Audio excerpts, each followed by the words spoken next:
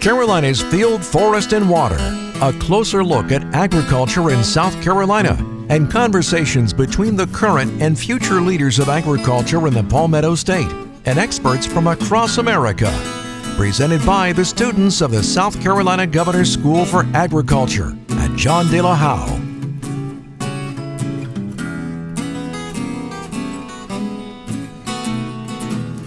All right, good afternoon, everybody, and welcome to Carolina's Field, Forest, and Water podcast.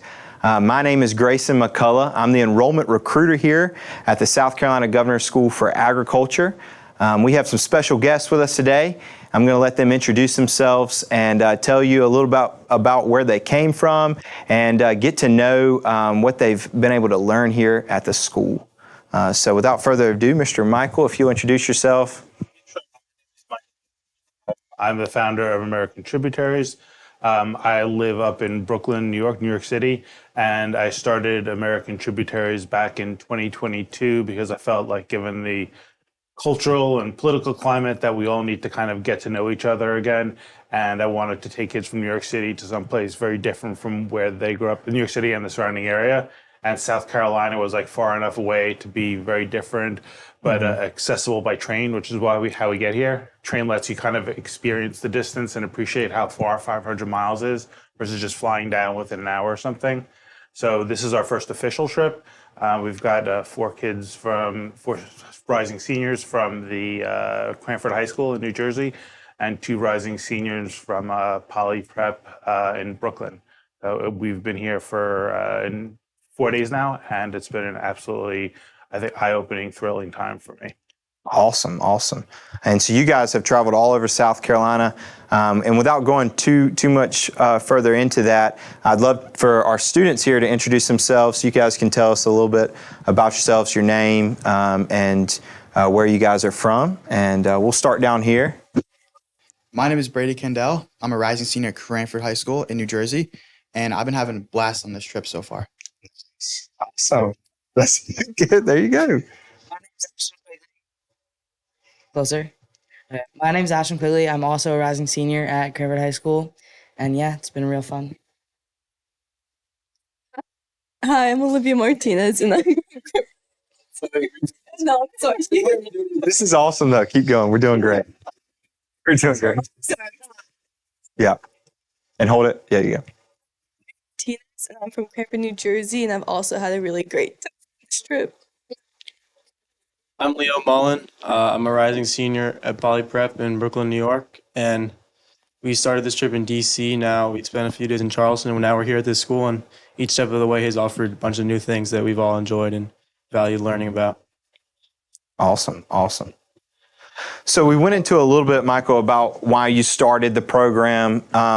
What has it lived up to the expectations so far? What's the experience been like here at South Carolina? I mean, for me, it certainly has, and I'd say it has exceeded it. In doing this kind of trip, what I wanted to stay away from is just doing like a strict tourist trip. Mm-hmm. I wanted to do something that would be, in some respect, it doesn't have one particular theme, except getting to know fellow Americans for how complex they are. Mm-hmm. And in trying to figure out what to do here in South Carolina, one of the things I knew was that agriculture is very important in this state. So I wanted to give some exposure to agriculture and, in fact, go down the rabbit hole a little bit. So when I heard about the governor's school here, I was really intrigued. And you guys have been so accommodating for us, especially from people who are from so far away, relatively speaking. And we also actually go to Fort Jackson Army Base because the military is also another part of it. And I think what I've seen is, despite what you might see in the media, that there's so much we have in common and there's so much we have to respect about each other, and there's so much strength and such good character about people that it gives me, I say, resolute, irreversible hope about what's in store for my kids and for these guys in the future. Wow, that's awesome.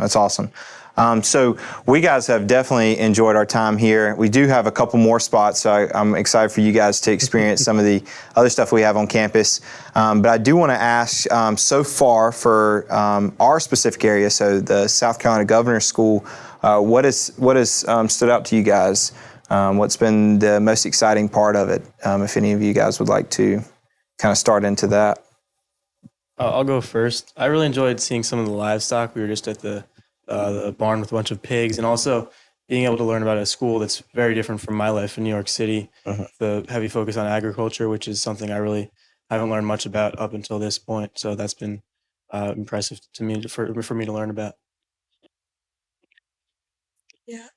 Sorry. Yeah, I'd say that one of the more impressive things about the school is that their mission is to lower the age of which an average farmer is, which is 59. So I think that just getting young high schoolers and people kind of choosing their careers for their future into agriculture, farming, and anything in between, I think it's really important. And I think you guys are doing a really good job at like reaching that goal. My favorite part so far was in the beginning of the day, we did the low ropes course, and it taught us a lot about like team building and trusting each other. And I thought that was like a very interesting angle to take on it. And also, like, we learned a lot about the sports that the school has to offer, which are very different than what we have in New Jersey, like shooting and rodeo and stuff like that. Yeah, the ropes course was definitely great. Remember you mentioned before that a select few students, maybe five, got around like $1,000 to do any type of project they want to. And you were talking about a story how this student set up like a plot of land and 3 different cattle he raised on different types of grass. And then the research that they got out of that, I thought is great that a student can do that type of research and, people can see this on a national level. It's awesome. Wow, we appreciate that. So will it give, what's the experience going to be like going home? What do you think you're going to take back with you? I know you're going to look at grocery stores a little bit different. Is there anything you're excited to take back to be now? You guys, congratulations! You're advocates for agriculture because you've joined, a relationship with us. So you guys get to be advocates. Is there anything that you think you would like to take back to New York? Anybody want to start a garden? I know we talked about that a little bit. I guess just keeping in mind that like it's easy to get caught up in your own kind of small bubble in your own reality, and so by seeing different realities that are significantly different from my life in New York City, it's good to like keep in mind that I'm not the only person. It's not my life isn't the only important thing. So just to see like how many different types of ways to make a living and different values to different people down here in South Carolina is just important to keep in mind. That's awesome. No, that's fine. I'd probably like bring back the message of what you guys have because I was explaining to people over text while we were here what we were doing and what kind of school it is, and they didn't really understand it. They kind of just thought it was at some farm, and I think definitely when I get back, I'm going to explain exactly what you guys are in person and how like it just has great opportunities for different kinds of people who are interested in agriculture. Yeah, I think it definitely puts a lot of things into perspective because when we were coming here today, this is not at all what I thought it was going to be like. It's very like educational, and I thought it was going to be more just like, oh, they're coming here to learn how to farm, so they become farmers. So learning about all the different things that you can do and the different pathways that they have, I thought that was really interesting. Yeah, I definitely gained a new understanding for how hard farming actually is, and I'm definitely going to bring that home with me. We went to a farm a few days ago, and we learned about how deer, because of hunters, have completely decimated an older couple's farm, and all their crops are gone, and they no longer farm anymore. And yeah, it's really sad, but I've learned a lot about how hard farming actually is. Wow, that's awesome. That's awesome. Michael, do you got anything to add with that?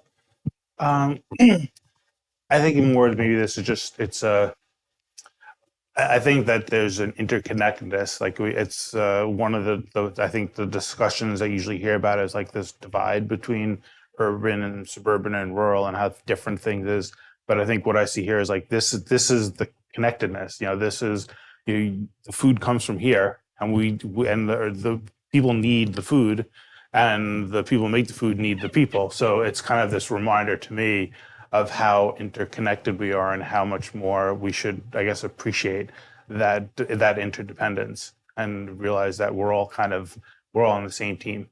Yeah, yeah. And I would love to hear you guys do a kind of compare and contrast of what your lives, what's the biggest difference you would say your life back in New York, New Jersey, compared to the experience in South Carolina so far? I feel like some of you guys might say it'd be a little bit slower, but I'd love to hear more in detail what's something that might stand out to you guys. Sure. I mean, yeah, definitely the pace I find a lot more relaxing, and I feel like sometimes the city can definitely be too fast, even for me, who's lived there my whole life. And also, I guess it's nice for me to like be in nature. Pretty much this whole trip, there's been beautiful sights around me, and in New York, I don't really get to experience a whole lot of that on a daily basis. I would say for me, because I live in New Jersey, there's just a lot of people per like wherever you go on the road or just in stores in general. So even though it reminds me, some of the landscape reminds me of New Jersey, I feel like just because I can walk around and not have to like see so many people everywhere just on top of each other, it's very like relaxing, like Leo said. Yeah, so here I feel like people really appreciate the little things in life. Um, see people like, really appreciate what farming does for the whole nation, and compared to New York, New Jersey, people kind of just care about themselves, their lives. A lot of people I found are very selfish, and they kind of lose, sense of reality living in the city and not appreciate everything that's happening around them. Nice. I would say that the culture of the area is a lot different than it is in New Jersey. Like last night, we went and we made golagichi, I believe it's pronounced, meal. Yeah.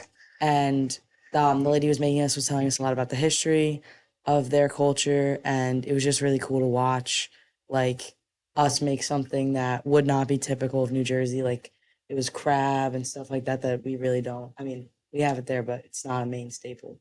Right, right. And so with that compare and contrast, there also is a lot that's in common, right?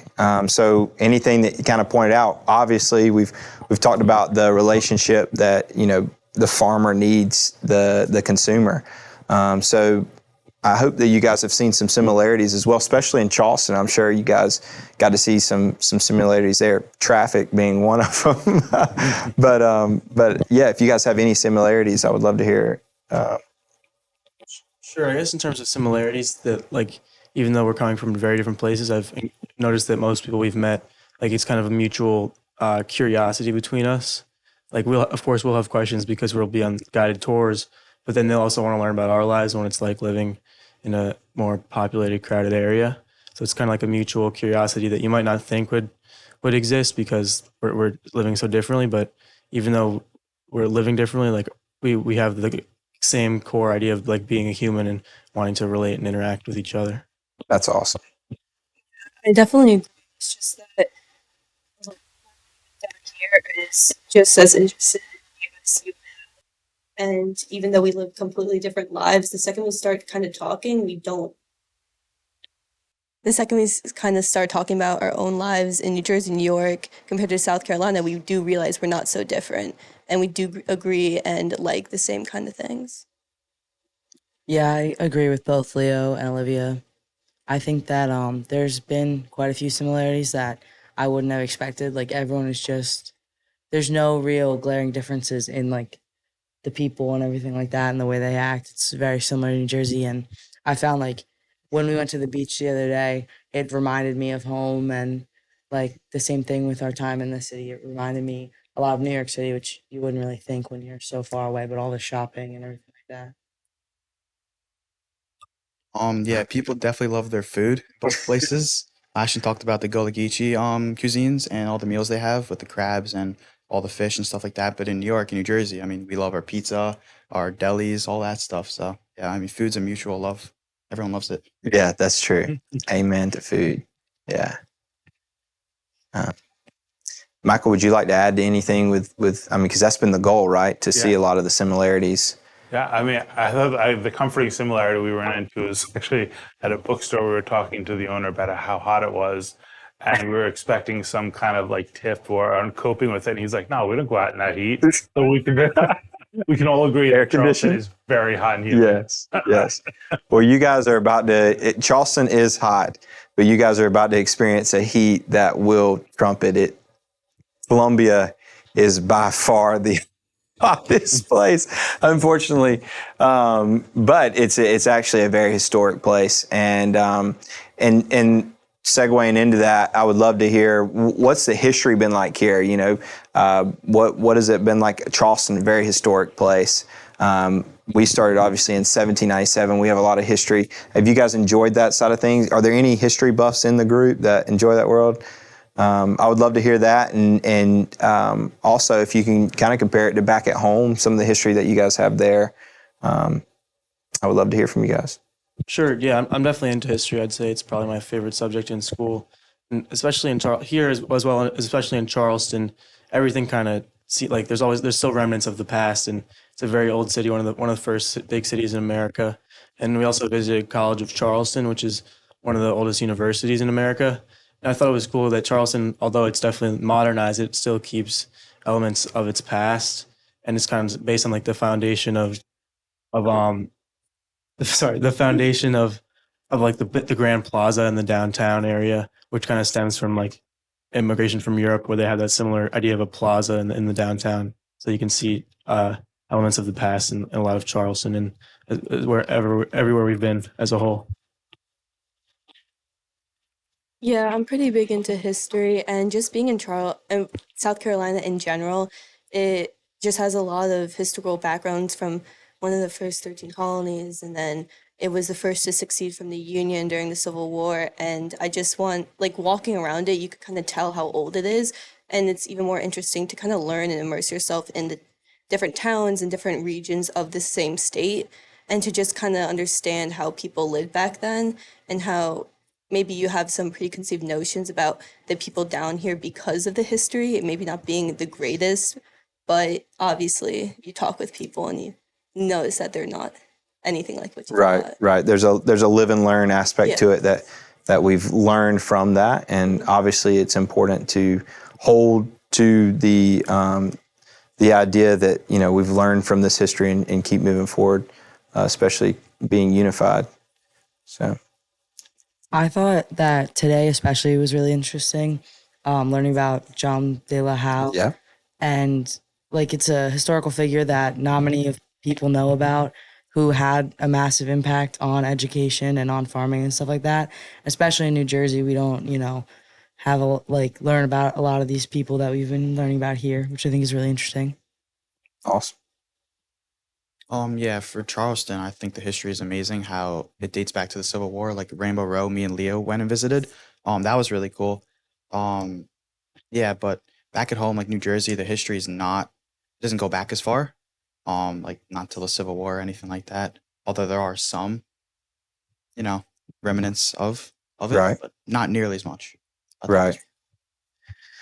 So, and then I would also like to go just a little bit deeper into the origin story of the program. I know you introduced it a little bit, but what brought you to starting this program, and what's the future for it as well? So I have a daughter who's a year older than you guys, and when her school started offering trips for travel, all the trips were overseas. And I was in the Navy, and I've had some great opportunities to travel overseas, but I just felt like after the recent last few years, we needed to be more proactive in learning about fellow Americans, and instead of just kind of complaining or looking for somebody else to do it, I was like, you know what, I want to do this. I felt like I had different parts of my life kind of come together to do this, and I found, I kind of rest the whole program on 4 core values: curiosity, respect, compassion, and humility. And I found that with just leading by curiosity, it invited curiosity. And it just, to me, the more I learned, the more I wanted to learn. And I think that, we have such a huge country that instead of kind of retreating to our own echo chambers and bubbles, we need to reach out. And like with that, there's strength and there's so much to learn from. So I guess that's, where we are. And this is the first official trip that we've done. And it's been great. I think the future, love to have more people coming down. Love to have maybe you guys come up to New York. Oh, yeah. That's what's brainstorming in my head. I would love some of our kids to meet you guys and experience life up there. Because I think you talked about those core values. I mean, what would the world look like if we all just adopted those, you know? Yeah. It would be really, so it's awesome what you guys are doing. Now, your specific background, you are employed or what do you have? I have had a colorful background. Yeah. And I have a very patient wife, Christy. Yeah. But I was in the Navy for a few years. I was a lawyer for a while, a corporate lawyer in New York. And then I work with wine and spirits distribution. But those all kind of come together because like with wine, it's an agricultural product, which made me sensitive to like that part of what you all do here. And you also just realize when you're doing that, like how much you can connect across the table and how much food connects us, which again is why I was interested in here, because you realize we are unavoidably, irreversibly connected and we need to get to know each other. So, I mean, that's where I draw strength from. So, like I said, I would love for y'all to come up to New York and you can meet some of the people that could buy or should buy your stuff up here and just kind of keep building those relationships. Wow, that's awesome. So, and I also would love to hear, it would be interesting to see you guys do a journal through this whole process just to see how you guys, apologize, but to see how how your minds kind of molded and been shaped by the experience. But what's some of the common thoughts that you had going into the trip, maybe about agriculture, maybe about South Carolina that are now reversed, or community or the people here, anything like that? Well, I guess in terms of agriculture, I wasn't really aware of just how important agriculture was to the state of South Carolina. And we learned that it's the #1 industry in the state. And that wasn't something I really typically had associated with South Carolina in the past. And also, I guess my biggest takeaway of this trip has been just the people I've met. Everybody I've really learned a lot from and found that I've respected them a lot. And they've welcomed us with open arms, even though they didn't have to. And if a bunch of strangers from New York reaching out to you might not always be the best, or might not always lead to people just being eager to meet with you, but it has, and the people have been very generous with their time and their resources. That's awesome. I think my biggest takeaway was just that when you just talk with new and different people, you just learn new like perspectives and experiences. Because before this trip, I didn't know who Gullah Geechee people were, and then I had like a delightful dinner last night with a woman who specializes in cooking and making food for the homeless, and also people who own their own farms, and how much of a struggle that can be. It's just no one I would never have talked to without going on this trip. And that just changes my perspective of not only like the South, but just the people who live within the South too. Yeah. Now, did she speak any Gullah or Geechee for you guys? She didn't, I don't think she spoke it that Not much, really. but Okay, you could tell she was. It was in there a little she was so bit. energetic, like she Right, was so happy to be right. I would say that one of the big things is that everyone's just been so nice, and New York and New Jersey are very different from South Carolina in a lot of ways, and I kind of thought that maybe some people were going to be apprehensive about us coming down here and like wanting to know all about their lives, but everyone's been really receptive and really nice. Yeah, definitely. People down here are really friendly. We went a few nights ago to Cracker Barrel, and we Oh. planned on just having dinner with other people, but we didn't exactly know who those people were. So we went up to random strangers asking if they wanted to have dinner with us. And I know if someone went up to me in New York Yeah. City and asked if I wanted to have dinner with them, I would think it'd be pretty creepy, and I would probably not even eat there. I'll be really creeped out. But everyone was really nice, and a lot of people agreed to have dinner with us, and it just made for an awesome time. So I love to hear that. I didn't know that. Yeah. How long did you guys spend in Cracker Barrel? Cracker Barrel is a staple for the South, by the way. I mean, I guess when you walked in there, you realized it was definitely a Southern place. Yeah. They have the whole decorations. What was that like? Did anybody look at you sideways or? first. Yeah. I just kind of like jumped out at an old elderly man. And they tried to get them to come with us. They just want like a calm dinner, and I understand that and I respect that. But it just made like no sense because when I paired up with Leo, and then we had like a really nice like sisters, like an older sister, 2 older sisters, and then their daughter. And it was just like, it made for a better conversation. It was very lively, and yeah, I think it worked out really well for all of us. Y'all all ate with the same group? Yeah, tell us about this a little bit. So when I did this as a pilot trip with my daughter and a few kids 2 years ago, we just had a dinner at a Cracker Barrel with a friend and his son and some of the other high schoolers, and I loved that idea. And it was like really one of those moments, like it was one of the signature moments of that experience. So I wrote to Cracker Barrel and I said, "Is there any chance you guys would sponsor one of those kind of dinners?" And they actually agreed to do 2 dinners, one in Greenville and then one for us in Charleston. I had been reaching out to groups in Charleston for like the last month, trying to find somebody who could actually put people together. Yeah. But most schools are like closed, and I just didn't hear back from anybody. So as a last resort, we said, you know what, we're gonna go outside of Cracker Barrel and we're gonna try to meet some people and ask them if they would join us for dinner. So we started pairing people up. So like these guys had like 2 of them, and then 3 others, and then it was 2 with 2, and then it was me and Frank with like a whole family, and 2 others with a whole family. Oh, wow. And I mean, it was very hospitable of them to join us. But I loved it because I think to make new connections, we need to reach out and do in unexpected directions. And that certainly was an unexpected direction for all of us. That sounds awesome. I would love, you sure you're going to do that in Greenville, you think, as well? Yeah, we're doing it, and that's through a friend. So that won't be as random, so it won't be as random. Thank Cracker Barrel for thank you, Cracker Barrel. Yeah. It was a really special part of the trip. That is awesome. That is awesome. And these guys were all troopers and kind of going, that goes all the way. You're like, okay, this is how we're going to do it. Go talk to them. Way to go, guys. I mean, well, you guys are definitely welcome back. We'd love to have you guys back. With that being said, I'd love for you guys to meet some of our students. If there's ever a Zoom call or something we can do, that'd be awesome. One of the questions... Yeah. Tony's over there saying he would love to as well. Might bring you guys in on a podcast, but just love to hear y'all's backgrounds and where you guys came from. Love the story about the origin of this program. I definitely think this is going to be a prosperous program.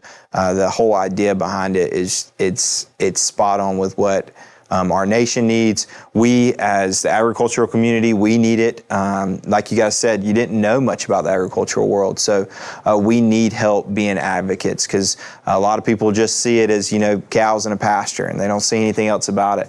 But there is a heart and a love for agriculture, and South Carolina embraces that. And that is why we have this school. That's why we have, the first governor's school in the nation that specializes in agriculture.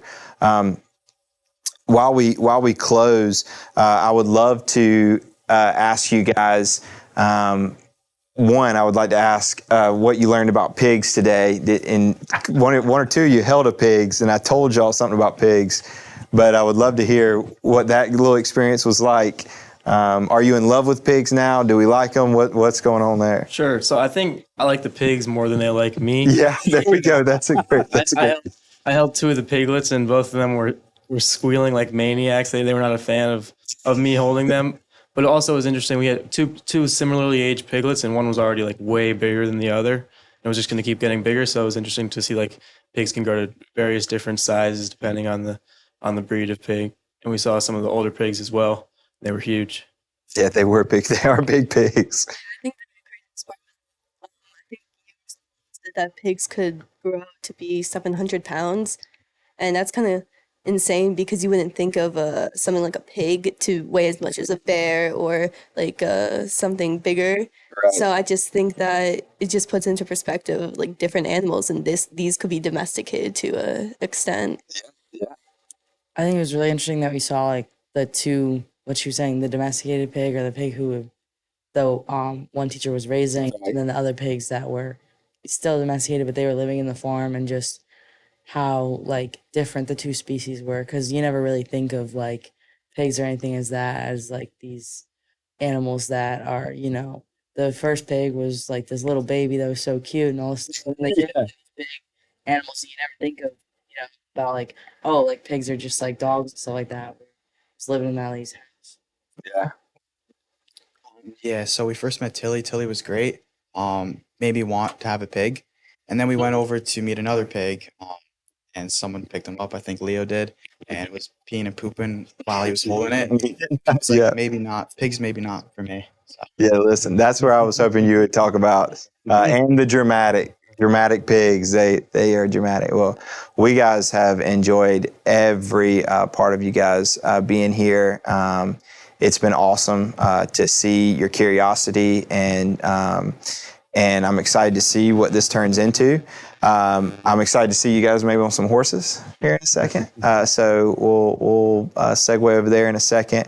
Michael, I would love, one, we just thank you for reaching out. We thank you for starting the program and taking initiative on this.